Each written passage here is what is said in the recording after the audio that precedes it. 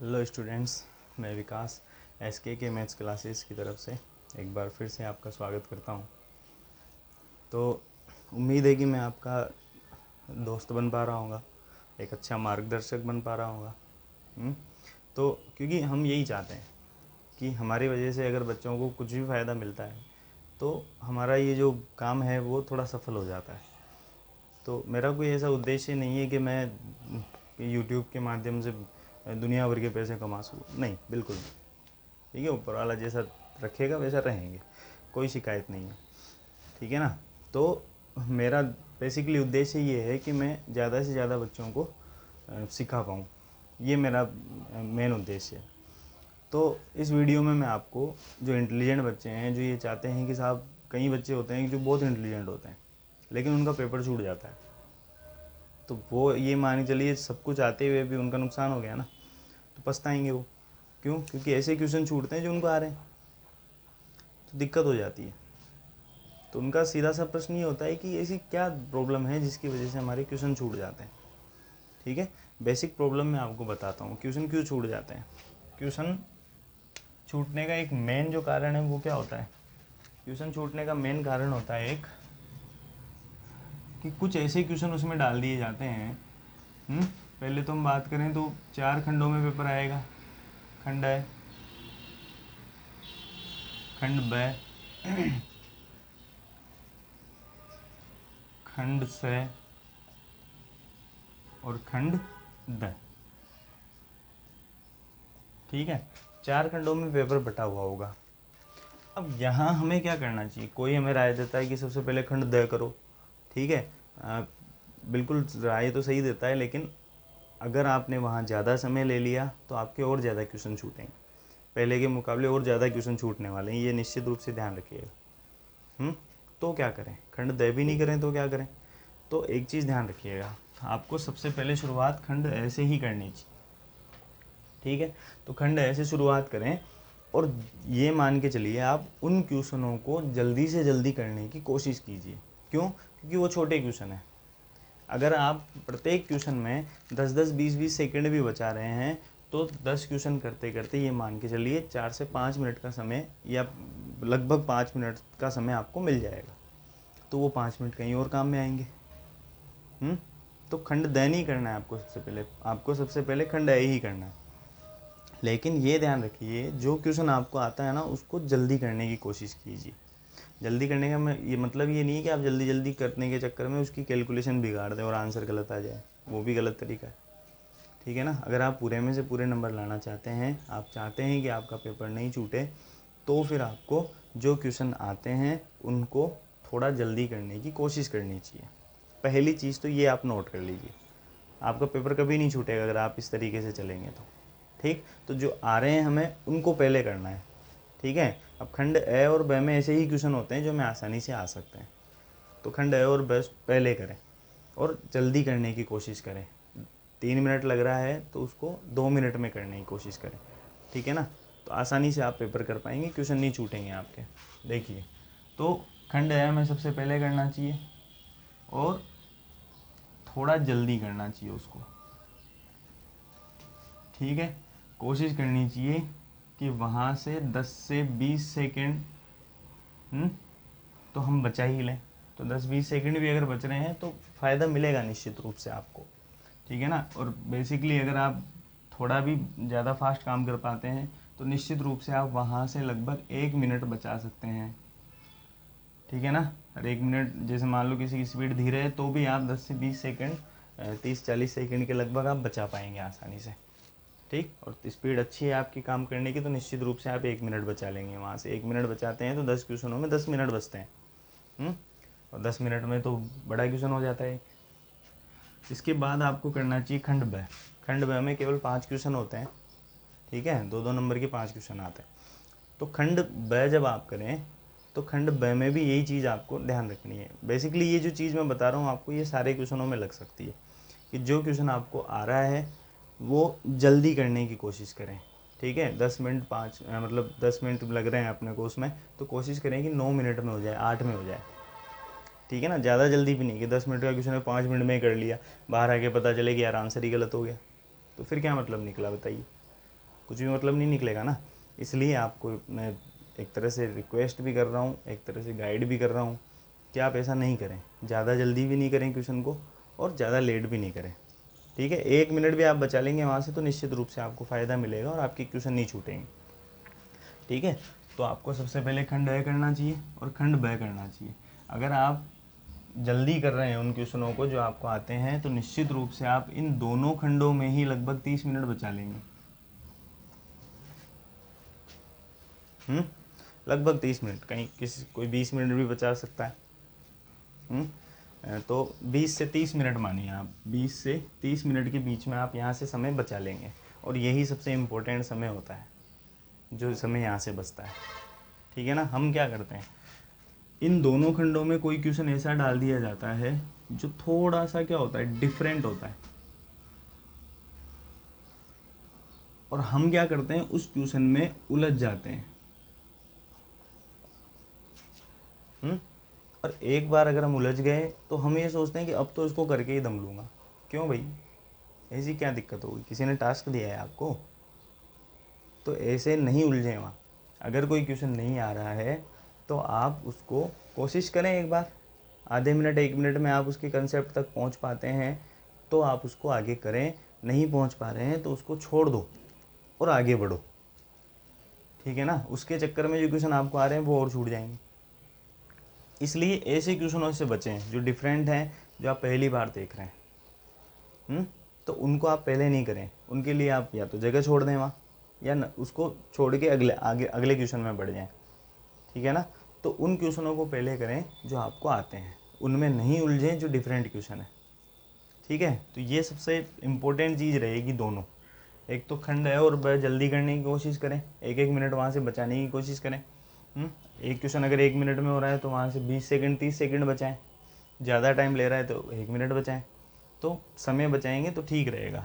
Different question आ रहे हैं तो उनमें उलझे नहीं, एक बार में आ जाता है आधे 1 मिनट के अंदर अंदर, तो आप कर लें उसको, नहीं आ रहा है तो छोड़ के आगे बढ़े, समय ख़राब नहीं करें आप। ठीक है ना, तो टाइम ऑटोमेटिक आपका बच जाएगा, क्वेश्चन नहीं छूटेंगे। तो खंड है और ब आपको पहले करना है। अब खंड स नहीं करके आप कौन सा खंड करें, पहले खंड द करें। खंड द में 5 क्वेश्चन होते हैं, 6-6 नंबर के। ठीक है, तो आपको ये जो 6-6 नंबर के क्वेश्चन हैं, इन प्रश्नावलियों की बहुत अच्छे से तैयारी करनी चाहिए। इनके प्रश्न भी देखने चाहिए, एग्जाम्पल भी देखने चाहिए। और अगर कोई डिफरेंट क्वेश्चन है, मोस्ट क्वेश्चन है विविध का जो कई बार आ चुका है एग्ज़ाम में या बार बार आ रहा है, तो उसको भी ज़रूर पढ़े। सारी विविध पढ़ने की ज़रूरत नहीं है, जो डिफरेंट है और आपको लगे कि यार पिछले सालों में ये आया हुआ है क्वेश्चन, तो उसको ज़रूर पढ़ें।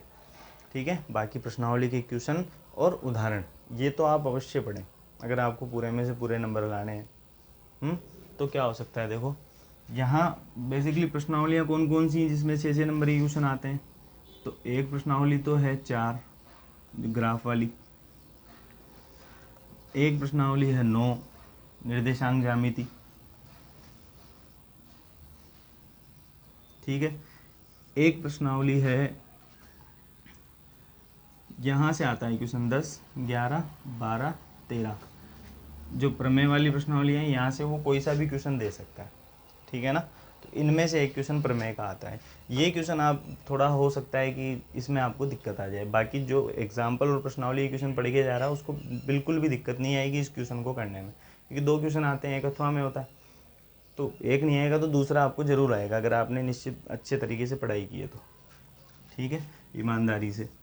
तो चौथा जो क्वेश्चन आता है वो कहाँ से आता है इसमें, हाँ एक छूट गया बीच में, देखो एक क्वेश्चन रह गया बीच में। एक क्वेश्चन आता है 7 और 8 में से भी दे सकता है, त्रिकोणमिति जो है उसमें से। तीसरा क्वेश्चन मैंने बता ही दिया 9वीं में से आता है, निर्देशांक ज्यामिति में से। चौथा क्वेश्चन मैंने बता दिया आपको, प्रमेय में से आएगा 10, 11, 12, 13।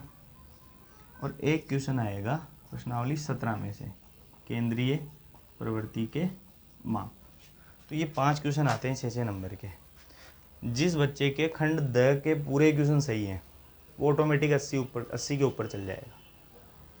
ठीक है ना, क्योंकि देखो कई कहते हैं कि साहब खंड द सही है, इससे क्या मतलब हुआ, और गलत नहीं हो सकते क्या?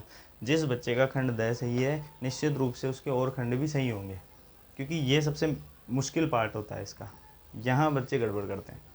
तो अगर आपने खंड ए, ब और द का ध्यान रखिएगा, अगर 20 मिनट लग रहे हैं एक क्वेश्चन में तो उसको 15 में ही करने की कोशिश कीजिए। ठीक, अब ऐसा कैसे करेंगे, ये तो बड़े क्वेश्चन होते हैं, बिल्कुल बड़े होते हैं, लेकिन इनमें से ऐसा नहीं होगा कि कोई क्वेश्चन आपको नहीं आ रहा हो। ठीक है ना, मतलब कह सकते हैं कि हो सकता है 1-2 क्वेश्चन नहीं आए, लेकिन अधिकतर क्वेश्चन जो होते हैं वो ऐसे ही होते हैं जो हमें आते हैं। अगर हमने ईमानदारी से पढ़ाई की है तो निश्चित रूप से आपको आएंगे। ठीक है ना, तो हमें क्या करना चाहिए, जो क्वेश्चन आपको देखते ही आ रहा है उसको जल्दी करने की कोशिश करो, निश्चित रूप से आप वहाँ से 5 मिनट निकाल लेंगे। ठीक है ना, तो वो जो 5-5 मिनट अगर आप यहाँ से बचा पा रहे हैं ना, तो निश्चित रूप से आप लगभग आधा घंटा यहाँ से बचा लेंगे। 25 से 30 मिनट तो आप आराम से निकाल लेंगे, अगर आपको जो क्वेश्चन आ रहा है उसको आप थोड़ा जल्दी करने की कोशिश करेंगे। 20 मिनट का क्वेश्चन है तो 15 मिनट में करने की कोशिश करो, 18 मिनट में करने की कोशिश करो, 2-2 5-5 मिनट भी अगर यहाँ से बच जाएगा, आप टाइम ज़्यादा नहीं लगाएंगे। ठीक है ना, अगर आप बेसिक टाइम से ज़्यादा टाइम ले रहे हैं, क्वेश्चन की डिमांड ही नहीं है उसकी, 30 मिनट का क्वेश्चन है उसमें 40 मिनट लगा रहे हैं, तो निश्चित रूप से क्वेश्चन छूटेंगे आपके। तो थोड़ा इस चीज़ का ध्यान रखें। ठीक है, तो खंड द थोड़ा सा जल्दी करें, ज़्यादा जल्दी नहीं, भागना नहीं है, ज़्यादा जल्दी नहीं, थोड़ा सा जल्दी, 2-2 3-3 मिनट भी आप बचाते हैं तो आप लगभग 20 से 25 मिनट बचा लेंगे। 20 से 25 मिनट आपके यहाँ बचेंगे, लगभग 20 मिनट यहाँ बचेंगे, तो 40 से 45 मिनट आपको एक्स्ट्रा मिलेंगे, वो खंड स में आसानी से आपके काम में आएंगे। तो आ गई बात समझ में? तो ये आपका, ये जो स्ट्रेटजी है ये आपको टाइम से पेपर करवा सकती है। ठीक है, निश्चित रूप से आप टाइम से पेपर कर पाएंगे, हो सकता है टाइम से जल्दी कर लें। तो मेरी जो बातें हैं इन चीज़ों का आप उल्टा नहीं लें। कई बच्चे ये सोचते हैं या कई शिक्षक भी ये सोचते हैं कि आप ऐसे कैसे राय दे रहे हैं आप बच्चों को कि जल्दी जल्दी पेपर करो, इस चक्कर में 2 क्वेश्चन गलत कर देंगे। मैं बिल्कुल ये नहीं कह रहा हूँ कि आप बहुत ज़्यादा जल्दी करो, मैं केवल इतना सा कह रहा हूँ कि देखो पेपर जो है वो 30 क्वेश्चन आएंगे उसमें, हो सकता है पेपर बनाने वाला 31 दे दे, 29 दे दे, वो उसकी इच्छा है, कैसे भी वो मार्क्स को डिवाइड कर सकता है। लेकिन मैं बेसिकली ये कहना चाहता हूँ कि जो प्रश्न हमें आ रहे हैं, जैसे मान लो 30 क्वेश्चन है तो 30 में से 15 से 18 क्वेश्चन तो या 20 क्वेश्चन तो ऐसे होंगे जो हमें देखते आ जाएंगे। तो वो देखते ही क्यों आ रहे हैं हमें, वो इसलिए आ रहे हैं क्योंकि हमने उनको ज़्यादा दोहराया है। तो आप अगर एक बात सोचें कि जब आपने उन क्वेश्चनों को पहली बार दोहराया था तो आपको ज़्यादा समय लग रहा था, दूसरी बार दोहराया तो आपको कम समय लगा, तीसरी बार में आपको और कम समय लगा। तो आपने अगर उसको ज़्यादा दोहराया है तभी तो वो आपको देखते ही आ रहा है, उत्तर तक याद हो जाते हैं कई बार। तो ऐसा क्वेश्चन निश्चित रूप से आप जो पहली बार कर रहे हैं ना, वो उस क्वेश्चन में मान लो 30 मिनट लगा रहा है तो आप उसको 15 मिनट 20 मिनट में कर जाएंगे, क्योंकि आपने दोहराया है उन क्वेश्चनों को। तो मेरा कहने का मतलब यही है, जो क्वेश्चन आपको देखते ही आ जाता है, आपको लगता है कि इस क्वेश्चन को तो मैंने कई बार दोहराया है, ये तो मैं सही कर दूंगा, तो उस क्वेश्चन में आप कम समय लें, वहाँ से समय बचाएं थोड़ा सा। ठीक है, ताकि आपके क्वेश्चन नहीं छूटें। तो 100 में से 100 नंबर आप तब ला पाएंगे जब ये क्वेश्चन आपके छूटेंगे नहीं। क्योंकि मेरे भी कई स्टूडेंटों के साथ ऐसा हुआ है, इंटेलिजेंट थे लेकिन क्वेश्चन छूट गए। ठीक है, तो नहीं मतलब जो क्वेश्चन आ रहे थे वो भी छूट गए, तो बहुत दुख होता है उसको, फिर होगा, निश्चित रूप से होगा, क्योंकि साल भर मेहनत की। तो आप इस स्थिति से बचें, और जो मैंने आपको दिशा दी है उस दिशा में आप बढ़ें आगे, निश्चित रूप से आपको सफलता मिलेगी। ठीक है ना, और देखो अब समय नहीं रहा है क्योंकि एग्ज़ाम तो आने वाला है, लगभग आ ही गया है। तो मैं ये नहीं बता सकता आपको कि ये चीज़ें पढ़ो, ये मत पढ़ो, क्योंकि अब समय नहीं रहा। क्योंकि अगर मैं 18 प्रश्नावलियों में से आपको समझाने लग जाऊंगा तो मैं ये मान के चलिए आपको मैटर नहीं दे पाऊंगा इतना जल्दी, आप बिना मतलब दिशा और भटक जाएंगे। तो मैं ये नहीं कहूँगा कि आप अब जाके 100 में से 100 की तैयारी करें, नहीं, वो तो हो चुकी। वो बच्चा जो 100 में 100 लाना चाहता है ना, वो शुरू से ही तैयारी शुरू कर देता है, जुलाई से ही स्टार्ट हो जाता है, कई बच्चे मई जून से स्टार्ट हो जाते हैं गर्मी की छुट्टियों से।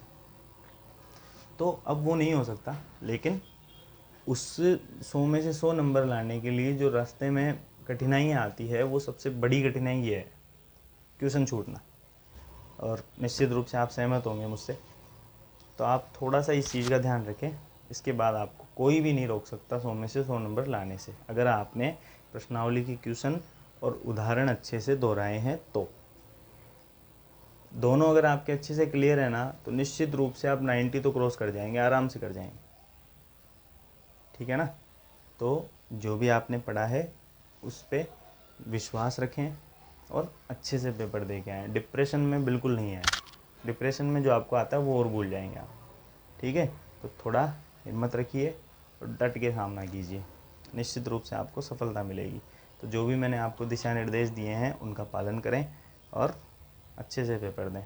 Best of luck for exam. जय हिंद, जय भारत।